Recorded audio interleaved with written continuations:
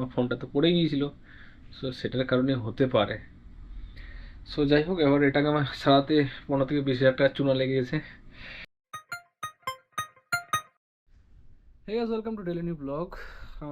যেমনটা তোমাদেরকে কালকে বলেছিলাম, আজকে আমাদের কেবিন ইন্সপেকশন আছে। এখন সময় হচ্ছে 12টা 45।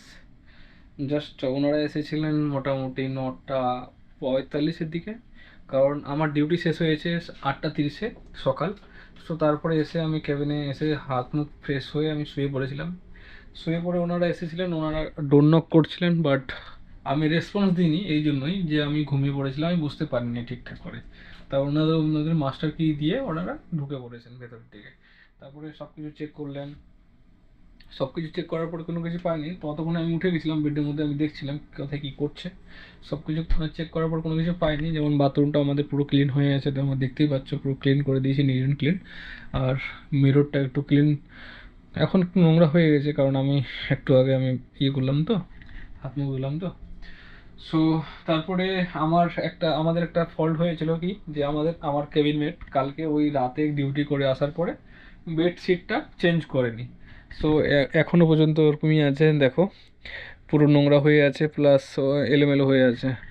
সো চেঞ্জ করেনি। তো ওনারা একটা লিখে নিয়ে গেলেন, আমাকে বললেন যে এটা কার বেড, কে থাকে। আমি বললাম আমার ক্যাবিন মেটের। তারপরে ওনারা লিখে নিয়ে গেলেন। এটার জন্য হয়তো কোনো রিটার্ন নোটিস বা কোনো কিছু দেবে না, ডিরেক্ট একটা জাস্ট আমাদের সাইনবোর্ড যেটা হয় আমাদের বোর্ড, নোটিশ বোর্ড, সেই নোটিশ বোর্ডে ওনারা কিছু লিখে দিবেন যে need to be change within one day.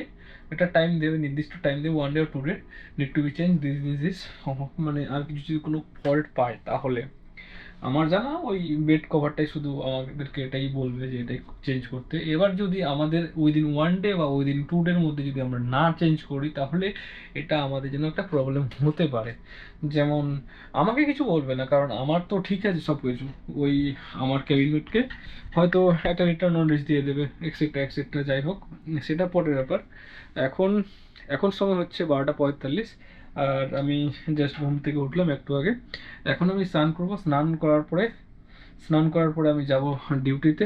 Duty আছে আমার 1টা 30-এ। যাওয়ার আগে আমি লাঞ্চ করব। আর আজকে আর কি বলতে চাইছিলাম ভুলে গেলাম। এটা তো কিছু স্পেশাল ছিল কিছু। ও হ্যাঁ, যেটা আজকে ব্রেকফাস্ট করেছি সেই বলতে চাইছিলাম। হ্যাঁ, যেটা আজকে ব্রেকফাস্ট করেছি সেটা আজকে আমাদের স্পেশাল ব্রেকফাস্ট ছিল। মানে আমার তো স্পেশাল আমার কাছে, আর সেটা স্পেশালও বলে সবাই। সো এই জন্যই আমার স্পেশাল আমার কাছে, যে আমি অনেকদিন ধরে খিচুড়ি খাইনি। প্লাস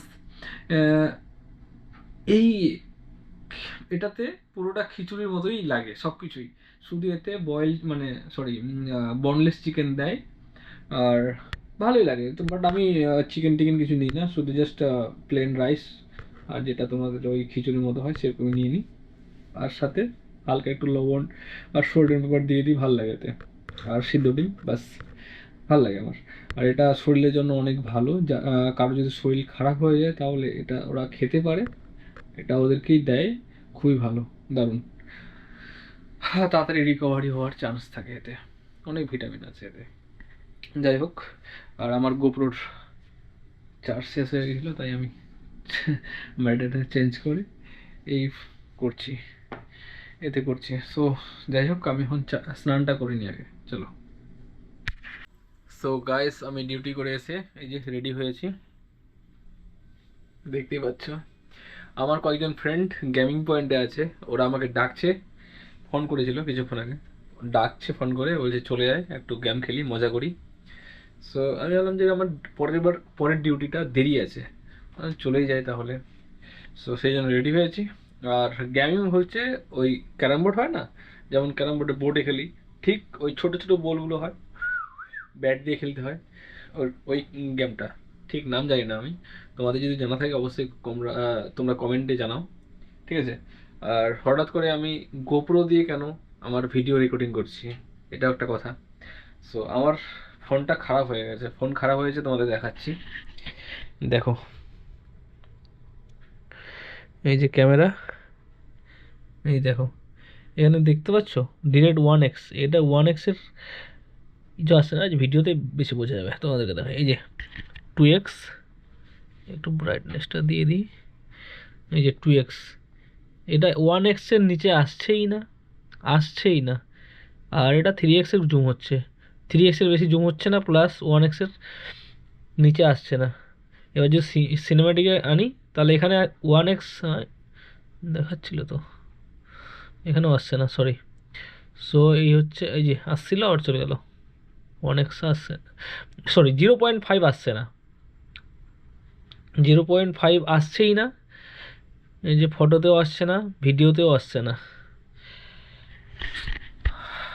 1x-এর নিচে আসছে না।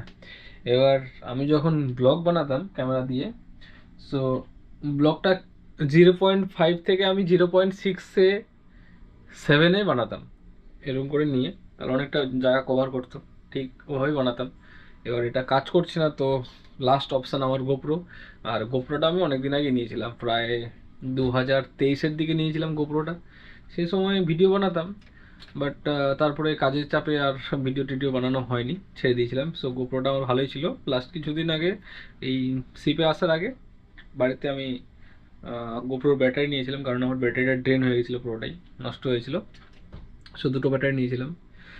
সো এই হচ্ছে আমার ফোনটা, এবার সারাতে হবে। আমি বাড়িতে যাওয়ার পরে কলকাতায় আগে ফোনটা সারাবো, তারপরে আমি বাড়ি যাব। কারণ ফোনটা এরকম আছে তো, আমারই কেমন যেন লাগছে একটু, 0.5 কাজ করছে না, মানে আলট্রা আলট্রা যেটা আলট্রা ক্যামেরার আলট্রা যেটা আলট্রা ওয়াইড যেটা আছে, ওই আলট্রা ওয়াইডটাই ক্যামেরাটা কাজ করছে না। এটা চেঞ্জ করতে গেলে মোটামুটি এখন 15 থেকে 20 হাজার টাকার মতো লাগবে। অবশ্যই আমি অ্যাপেল কেয়ার থেকেই সারাবো। এটা হয়েছে কি, কেমন করে হয়েছে সব তোমাদেরকে জানাচ্ছি, বলছি। আমি বাথরুমে ঢুকেছিলাম একবার, আর বাথরুমে ফোনটা নিয়ে গেছিলাম। এবার বসে বসে, ওয়েস্টার্ন বাথরুম তো, বসে বসে ঠিক ফোন দেখছিলাম, দেখতে দেখতে হঠাৎ করে স্লিপ হয় আমার হাত থেকে, স্লিপ হয়ে নিচে পড়ে যায়। তারপর থেকে এই কেসটা হয়েছে আমার মনে হয়, কারণ তখন তো আমি অত কিছু চেক করিনি, পরে আমি যখন দেখি, তারপরে আমি ভাবলাম যে এটা কেন হয়েছে। তারপর মনে হলো যে একবার তো বাথরুমে গেছিলাম, বাথরুম থেকে ক্যামেরাটা তো, ফোনটা তো পড়ে গিয়েছিল, সো সেটার কারণে হতে পারে। সো যাই হোক, এবার এটাকে আমার সারাতে 15 থেকে 20 হাজার টাকা চুনা লেগে গেছে।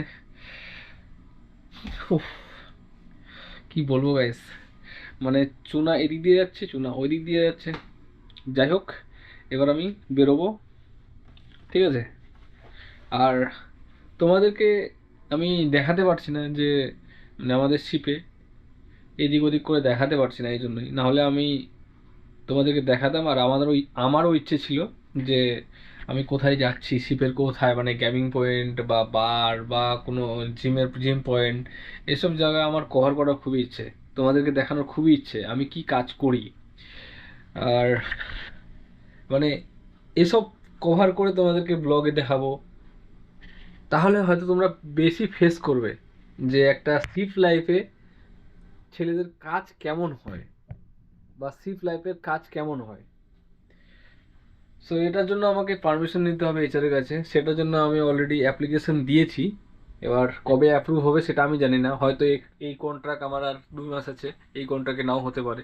সো পরের কন্ট্রাক্টে অ্যাপ্রুভ হয়ে গেলে পরে তোমাদেরকে আমি অবশ্যই আমার শিপের লাইফে আমি কী কাজ করি, প্লাস শিপে কোথায় কোথায় ঘুরি, আর শিপটা দেখতে কেমন ভেতরে, তোমাদেরকে দেখাবো। কারণ আমি আমার এই কী বলে, ক্যাবিন ছাড়া আর অন্য কিছু তোমাদেরকে দেখাতে হয়তো পারিনি, আর ডেক থেকে জাস্ট ভিউ, বাইরের ভিউ এসব দেখিয়েছি। সো ঠিক আছে, এখন আমি যাই, অনেক বকবক করলাম।